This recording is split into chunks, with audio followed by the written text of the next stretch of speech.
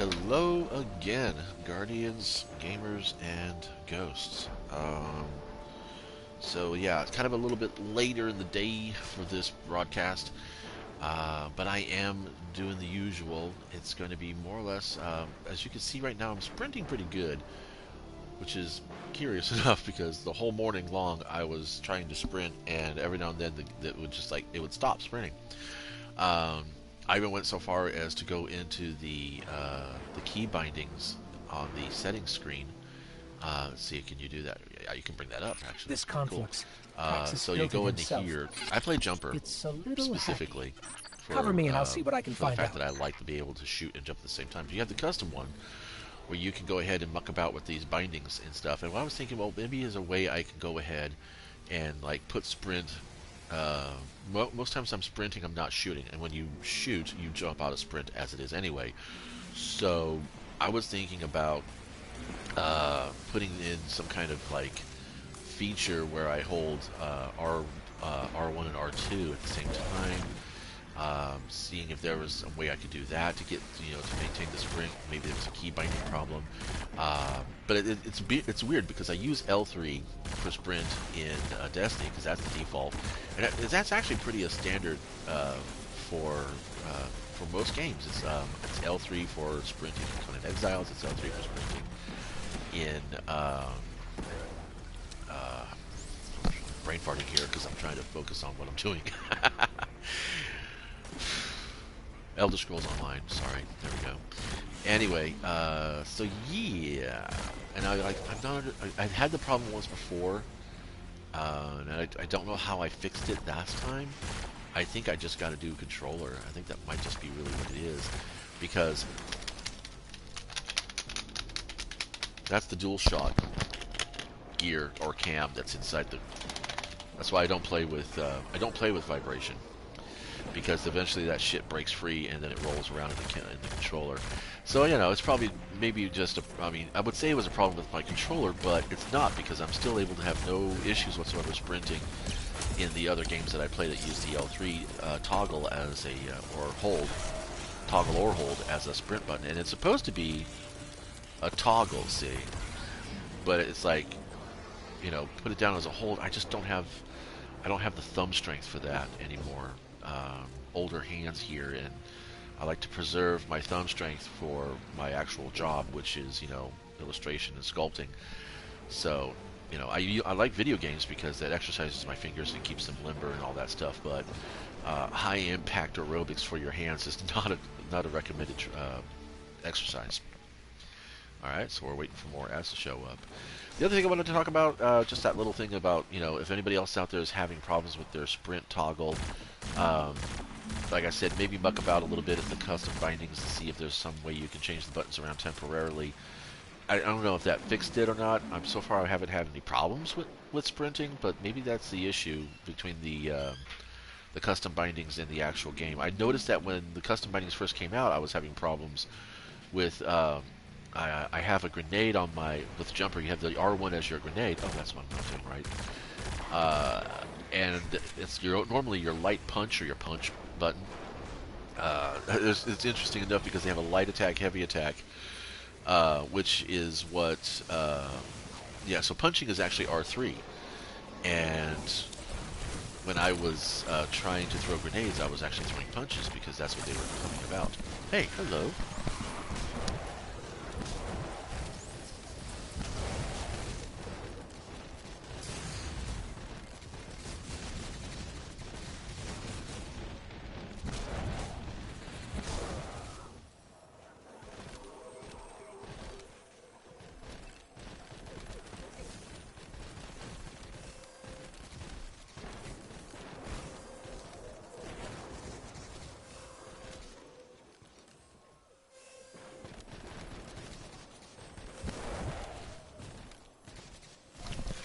Sorry, lunchtime.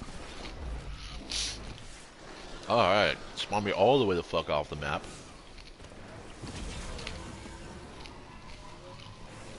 Yeah, it's funny as hell, but some people actually get some ASMR off with that. Sound of people munching on the mic. I don't. So you're probably asking yourself, why are you doing that? I don't know.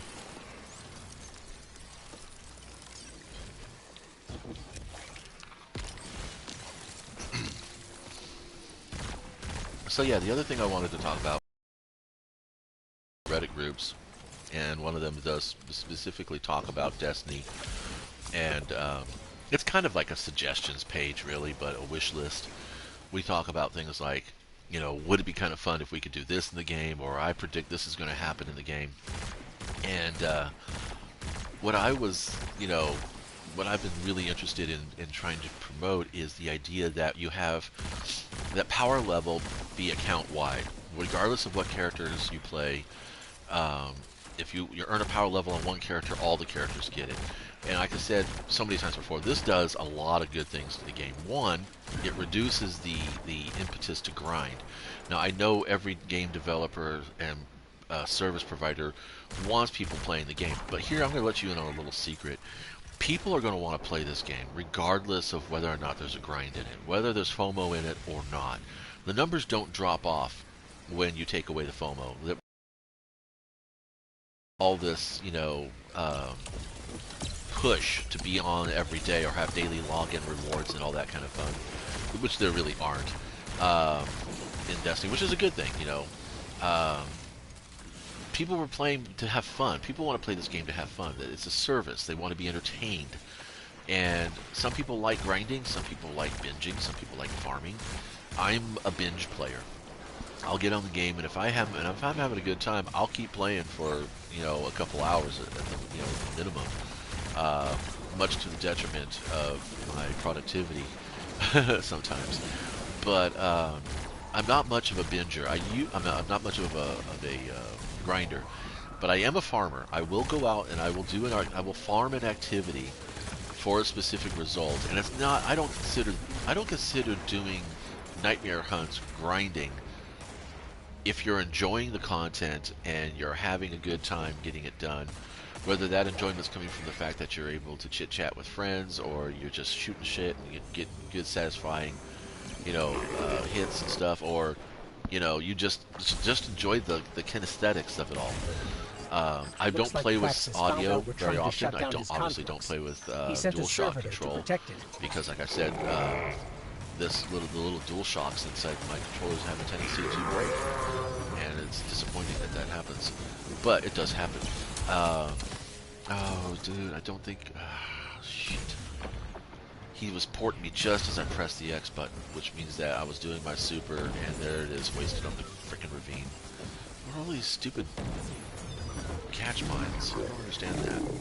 The stasis mines. Or whatever. Oh, can I get? No, of course not. Because, yeah, never mind. I'm gonna get there. It's all good.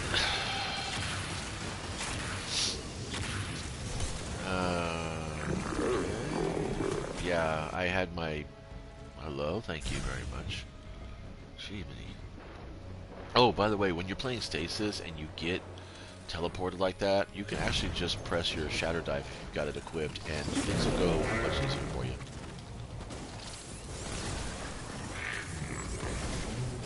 I was doing pretty okay until this other kid showed up and started fucking with the ads. I'm sorry, I believe in that. I mean, the AI is pretty railroaded in this game, but there is a significant pattern and a way to, herd them into. He is bouncing all over the place too. His connection is like hella wacky, and I think that's what the problem is that the AI is trying to track his ass and my ass, and because he's not connected to the game completely, it's causing issues. And I can understand that now, if that's what's happening, because I mean that is what happens when you're peer-to-peer. If this was a dedicated server, there'd be no problems. His little ass could bounce all over the fucking place, and it would not do anything at all to affect me. But anyway, stop with the rant. So, content. Like I said, I've really felt that if you made power levels... Can I miss that shot 3 times in a row? There we go. Just packet drops. Nice. You make all characters gain the same power levels. There wouldn't be any inclination to, you could play 3 different character classes. 'Cause, I mean, part of the reason why I don't play a Warlock or a Titan when my buddies say, hey man, it'd be really good if you brought a Warlock. We already have somebody here who's trying to level us Hunter. I'm like, well, I'm trying to level my Hunter. But yeah, but anyway, so a lot of times a lot of people recommend oh hey, this is really better to do it with a warlock, and there are some activities that are better to do on a particular class. Since I only play hunter, I'm playing on hard mode on a regular basis, which I enjoy, no problems there. Um, but it would be nice every now and then to pop onto a Titan and basically go, you know, see, there you go. I'm dropping out of sprint again. Look at that sprint site, hella lagged out. Anyway, um, it'd be nice to go on a warlock or a Titan and play, normal and easy mode every now and then. But yeah, I mean, if I had power, if I didn't have to grind for power levels and maintain a separate set of freaking armor for them and everything, uh, that'd be so good. When you play a game like Elder Scrolls Online or Conan Exiles, it's one set of armor for whatever your character build is. If your character is a sorcerer, you have a set of armor that can work on sorcerers because you have a magicka build. There's actually even stamina sorcerers, which is, I don't know if you know about Elder Scrolls, but imagine that you're playing a gunslinger, but you're playing gunslinger class, but you're actually able to use void grenades. That, I don't know if that really makes much sense. Um, I guess it doesn't really make a difference here. But basically what I'm saying is that in most games, one set of armor provides a certain set of abilities, and you can play that with any resource that you have or any character class that you have. Of course, there are some games that restrict character classes or give them penalties for wearing certain types of armor. If you play tabletop RPGs, it used to be that sorcerers were at a detriment to their wisdom's rolls, to their magic casting, if they wore heavy armor. Thieves and rogues typically wore light or medium armor because it allowed them to move around more stealthily, obviously. But when you're dealing with a power fantasy game like Destiny, it doesn't make a difference. Whether or not you have stealth virtually means very little to any players in PvP or PvE. Um, oh, wow.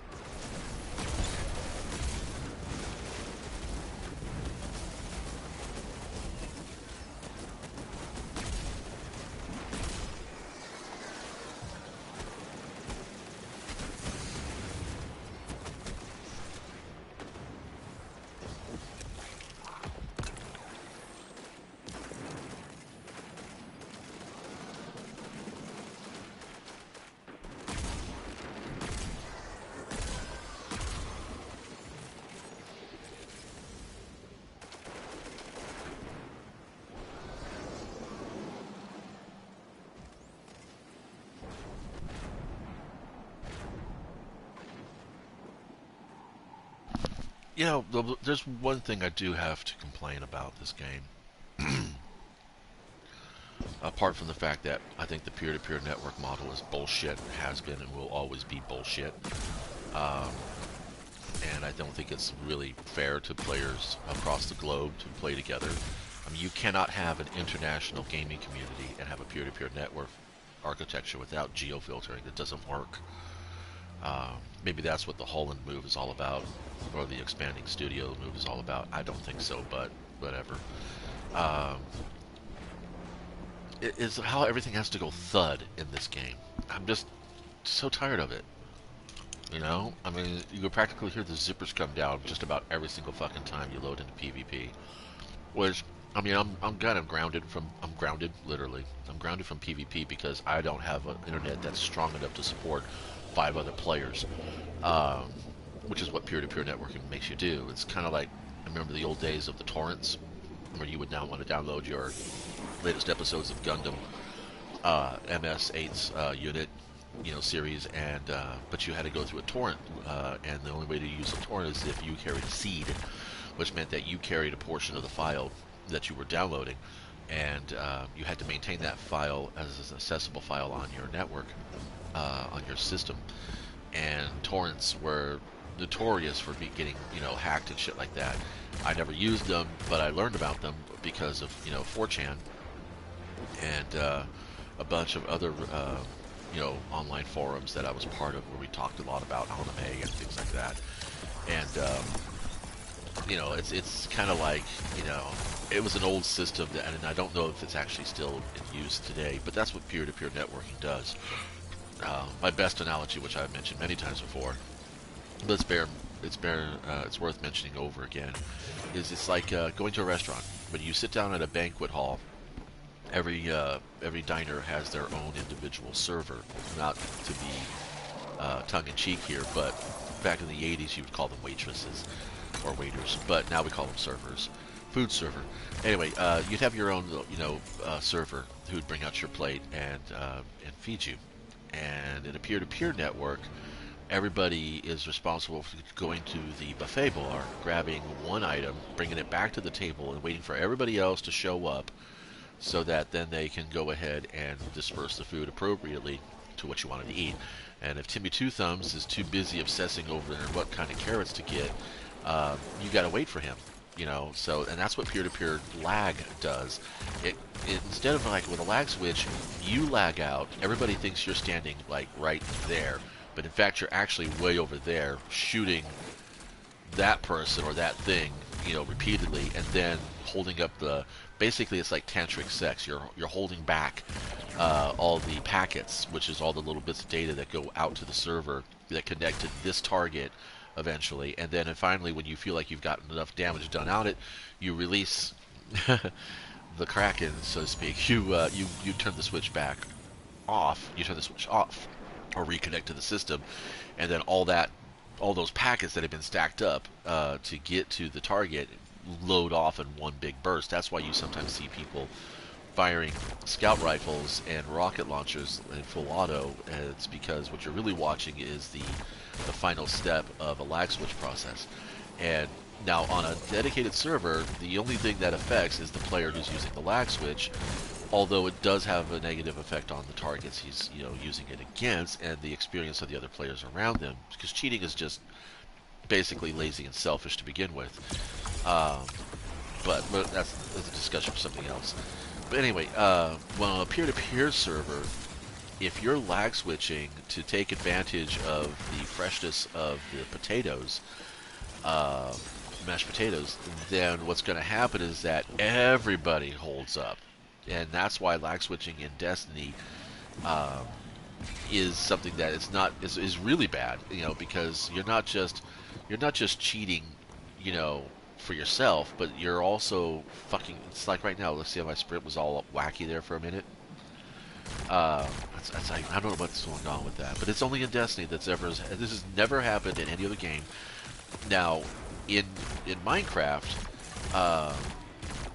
my character has a static ability of backing up. I don't know why. If I keep him in a neutral state, unless I push the stick forward, he will actually back up. And again, that doesn't happen in any other game. It's just in Minecraft. So whatever.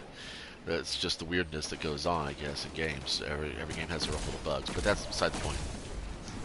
So yeah, if we were on a dedicated server, you know, there'd be a whole lot less lag. There'd be a whole lot less cheaters because you'd be able to find them easier too. Because in a peer-to-peer network, you can't tell who's really cheating unless it's like reported.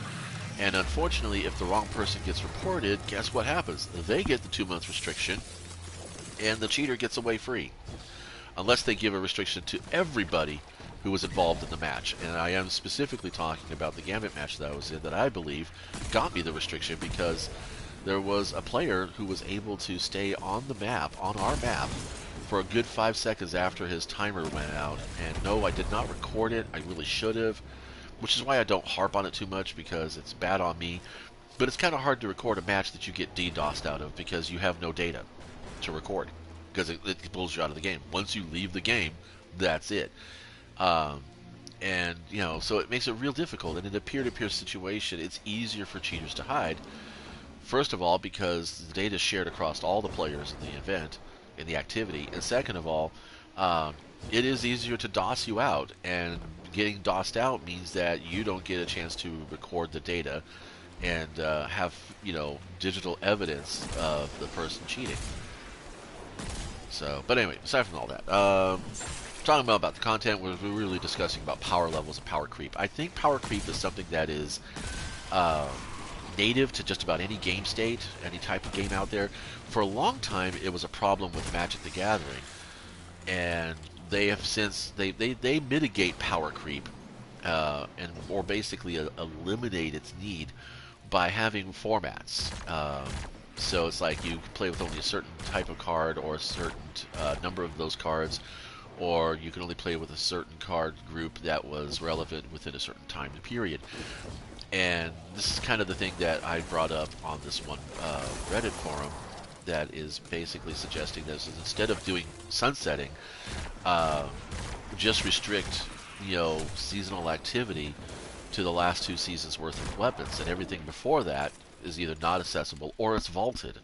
Just take them out of the game. If you want to sunset certain guns because you want to move people onto the newer stuff, just take it out of the game. People are going to bitch and complain no matter what the fuck you do. You might as well do what's best going to serve the community. And that is the truth in leadership in all things. And I really do believe that that's really what's going down with Bungie right now, is that there's a lack of true leadership in the game, both in the actual players and in the developers, the guys who moderate the gameplay. I don't think anybody really wants to be responsible for anything, and that's kind of sad because, you know, you got to have the courage to say, hey, you know what, this gun has been rolling the meta for so long. Yes, it's a beautiful gun, it's a nice gun, but let's go ahead and, you know, let's try to get away from this. So what you can do is you can into any Crucible match I want to do, any Glory or Valor match I want to play, because they're all battle leveled. So non-battle leveled games with challenge modes, activities, I mean, have that stuff basically say you've got equipment you can't bring in, and then equipment lock all those activities. Anything that drops a pinnacle reward should have equipment lock on it. That's just, I think that it just solves so many problems. Just like, you know, I can't load into Trials of Osiris, one, because I'm on a 2-month restriction. But even if I wasn't on a 2-month restriction, if I didn't have a Trials passage, if I didn't have the card to get me in, I can't do Trials. So when you load the Trials, it'll just say error. Highlighted items cannot be in your inventory when loading into this activity. And so then you got to go to the vault and you got to dump that stuff off. And of course, you know, I think Trials equipment locks, but Iron Banner doesn't.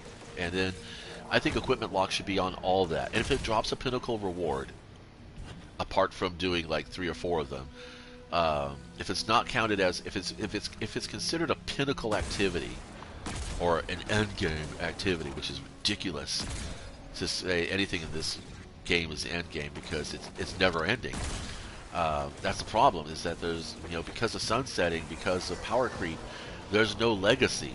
There's nothing in this game that you do per season, apart from like a new ability upgrade, that actually means anything for the next season because it's all going to get booted out. So, without a sense of legacy, without any kind of continuation of what came before, for those of you who don't understand what the word legacy means, um, it's without all that, is you're just basically rinse and repeating. You might as well be playing Metal Slug or Battletoads or Contra, or even Pac-Man and Space Invaders for that matter. Um, Even Asteroids, those are all games that have high replay value because they're fun to play. They do have levels. The levels do have incremental, damage. Incremental difficulties in the form of tougher enemies, more enemies, or fewer lives. Um, but the end game in those games is reaching max levels. And if every season you have max levels, then every season's an end game. You're really kind of like you're stuck in this causality loop, and maybe that's the joke in Destiny. Maybe that's the meme, is that because we are connected to a paracausal event going on right now between the light and the dark, that maybe that's the whole problem. Maybe that is it. Maybe the whole Beyond Light uh, campaign will be us realizing that we've always been in a simulation, that none of this is actually ever real, that humanity was wiped out during the collapse, and the only ones who are keeping us all going are the Vex, and it's just one big giant Wachowski existential, situation, existential experiment. He just rezzed. That was fucking nuck or cool, whatever. I don't know. Yeah, and I didn't bring anything here to fix that. I can't pick that up. Yeah, so whatever. It doesn't matter, dude. This is gonna be the same stupid shit you get from Varix all the fucking time. Honestly, why do you care?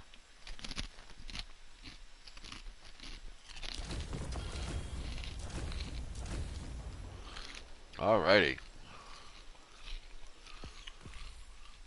Alright, completed the bounties. Return to the tower.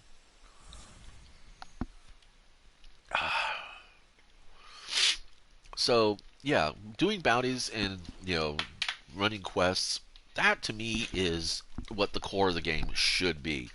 You should be focused on running bounties, doing daily activities, doing quests, challenges, little challenges, should be your thing. Um, and not this constant power creep. And I really do think that if people were able to have an account-wide power base, like right now, in Elder Scrolls, again I bring it up because it's a true MMO RPG, not what Luke Smith calls Destiny. Um, Let us see. in Elder Scrolls, your characters have to get to level 60, and then they unlock champion points. And then, but if I've got like 1,380 champion points on my Nightblade, which is my main character, he's like a hunter in Destiny, um, and I have a sorcerer, uh, a magic-based sorcerer, a stamina-based Nightblade. The magic-based sorcerer would be like a warlock in this game. But anyway, once I get a new character to level 60, it unlocks all the champion points. 1,380 points is mine for that character. If I earn another 50 points on my Nightblade, everybody else gets those 50 points. All I have to do is go into the skill trees and assign the points where I want them.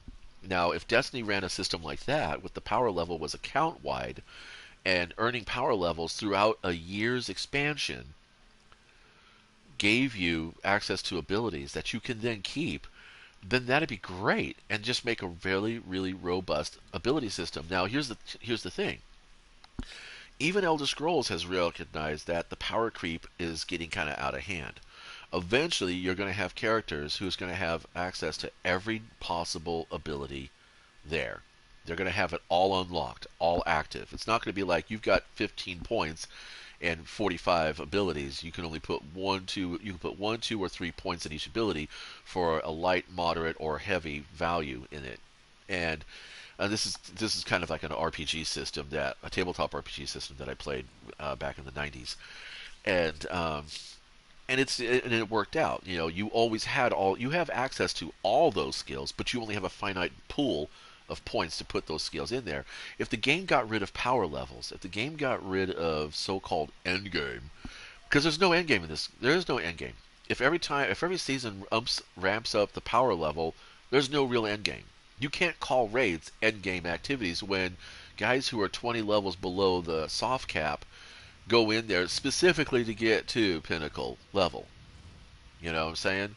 Think about the logic in that argument. That's like saying that you want to make a grilled cheese sandwich, because that's what I'm eating for lunch right now. My wife makes these fantastic grilled cheese sandwiches.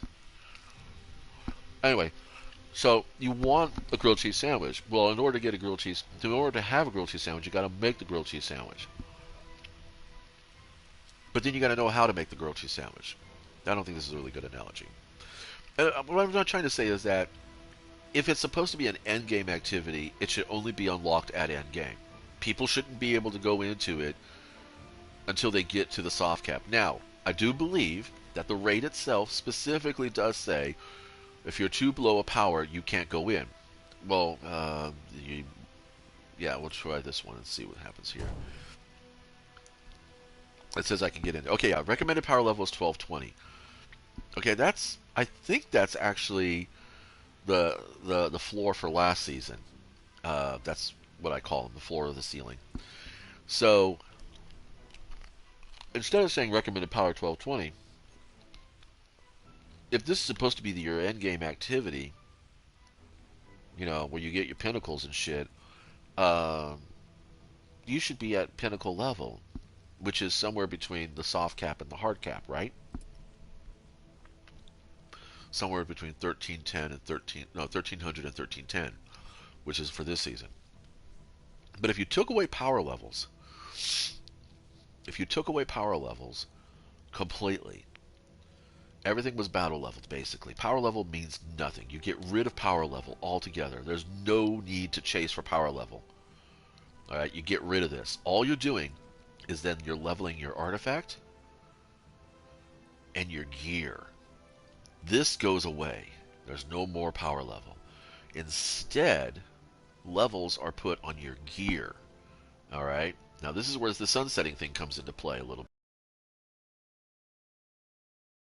You just have vaulted gear. For instance, you have the holdfast mask. Okay, it came back from Season of Arrival. As you can see, the little triangle is still, not filled in. That triangle becomes white when it becomes sunsetted.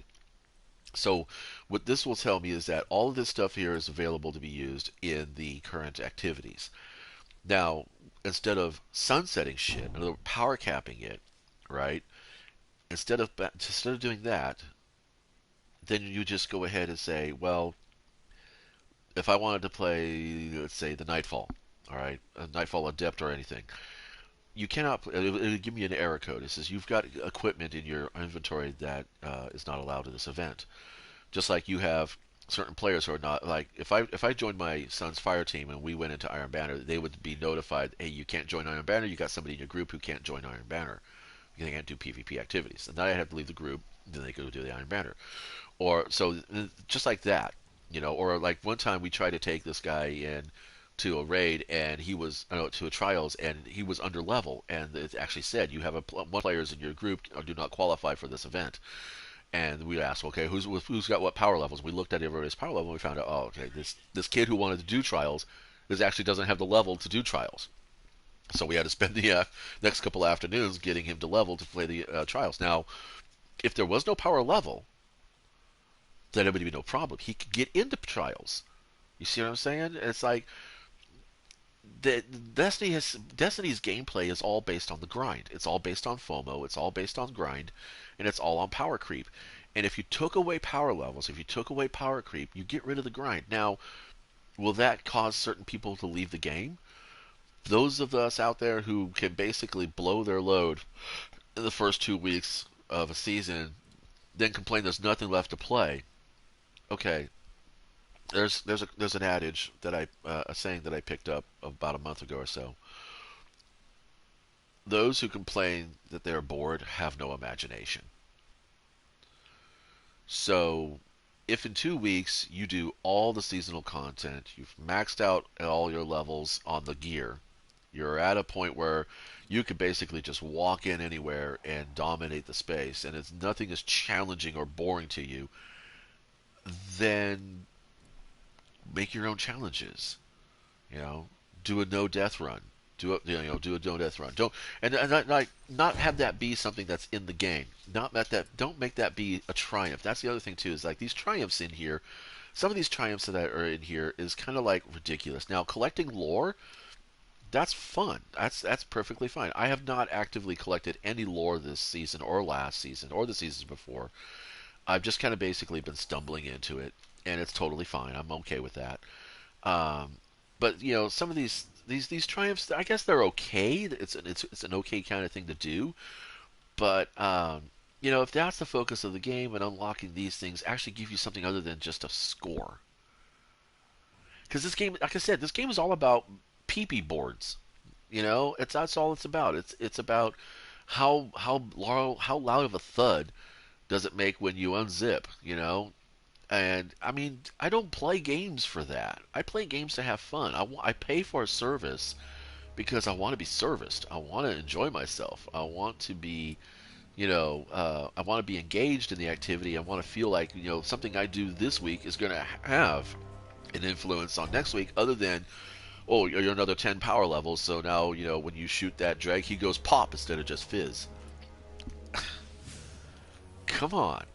So think about it. I want you guys to take this little mental exercise before I, bail out of this little chat and go do something more constructive with my time. If you take away the power level, you take away the pursuit for levels, then what's left is the pursuit for balance. What's left is the pursuit of synergy between what is in your stats versus what's on your gear. And that includes weapons and ghosts and artifacts and all that stuff. And if you want to level things, you level things to unlock things. For instance, let's take cold denial. Okay, what is the most essential thing about a gun? Well, none of this. None of this really fucking matters. This is the most essential thing.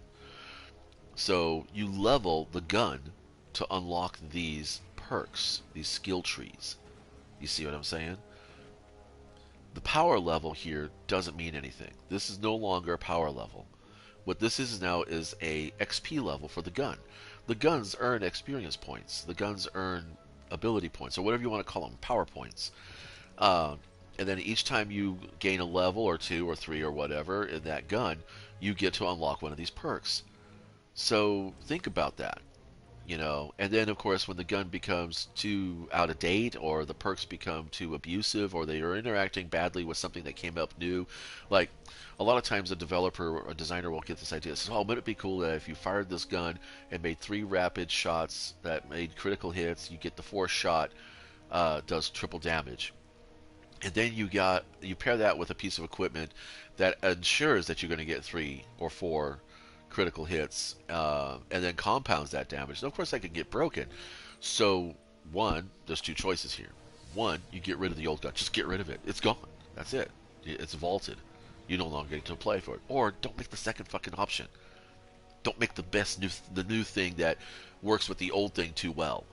I mean, Lightning Bolt got pulled out of standard rotation in Magic the Gathering because it was just too abusive in quantity in decks that could capitalize on single mana use spells.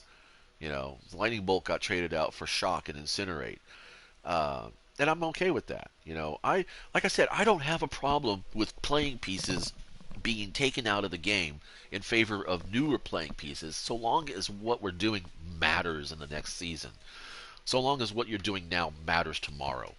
And I think power creep is not gameplay. It is not content. It is not a goal. Power creep is not something you should be looking for. What you should be looking for is, like, take a look at these 2 pieces of armor. Okay. I don't have powerful friends on this piece here, but you can see what I'm talking about. Alright? If I put powerful friends on here, that stat value is going to go up to 93. I'm looking for armor that works with my abilities.